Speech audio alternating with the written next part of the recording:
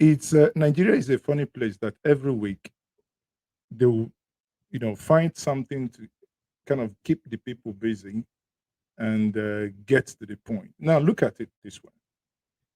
I think that statement that was made by Usman Yusuf was strategic. Could you now see how that statement has moved the people away from the core issue and landed the people into Igbo joining protest or not joining protest? Igbos are not patriotic because they are not joining protest. The protest hasn't even started.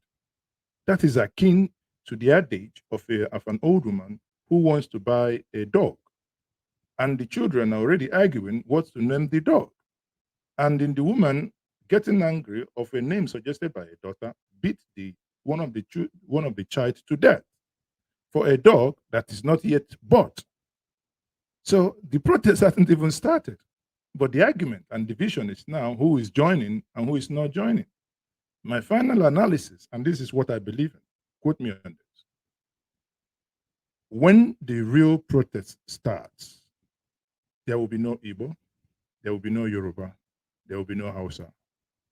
When NSAS started, nobody now remembers that NSAS actually started in Delta.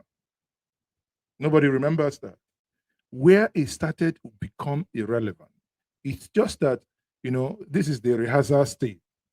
When hunger hasn't really beaten you, you would use your mouth to mouth hunger. When hunger comes, you know that even to shout praise the Lord is a heavy task, right? That your tummy will definitely tell you the truth. So for now, Nigerians are catching cruise. Some are making money out of it.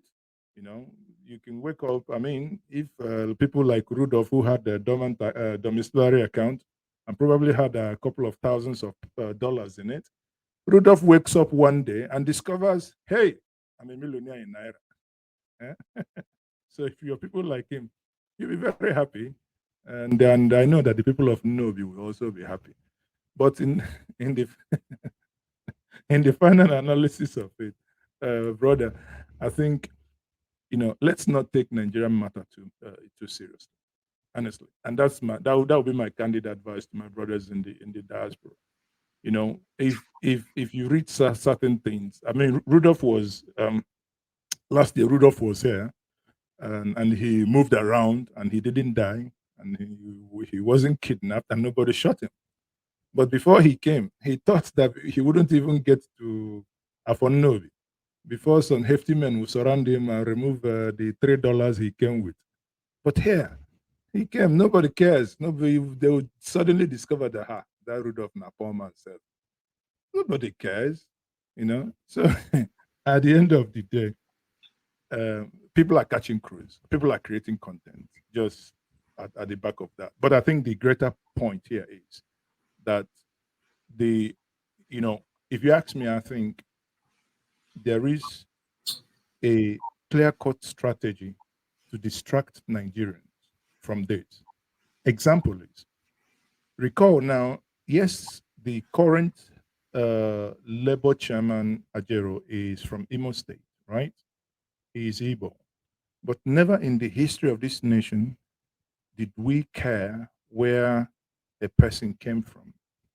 When Obasanjo, I was a staff of NTA then in Lagos, when Obasanjo was was the president of this nation, Adams Oshomole, uh, the one that wears a suit made by carpenter, you know, was the head, the chairman of labor, right? Every time, at every slightest opportunity, Adams will call people on the street. Pump price increase, he will call people on the street. But no one ever said Adams Oshomole is from Edo. Adams Oshomole had Rudolph, this one loud. Adams Oshomole, Adams Adams Oshomole is from Edo or where he came from. And we never had this kind of, unnecessary division as to what and how people will register their disgust.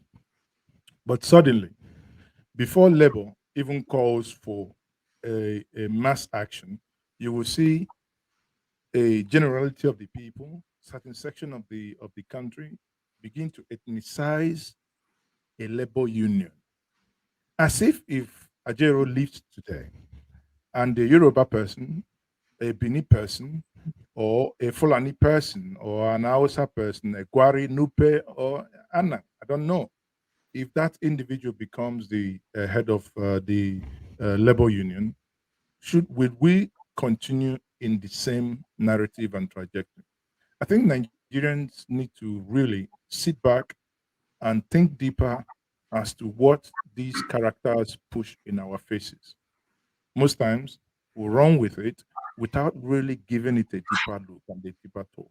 But if we do, you find, as we say in Nigerian parlance, these people now our head that they use us, that they use us catch cruise. Honestly.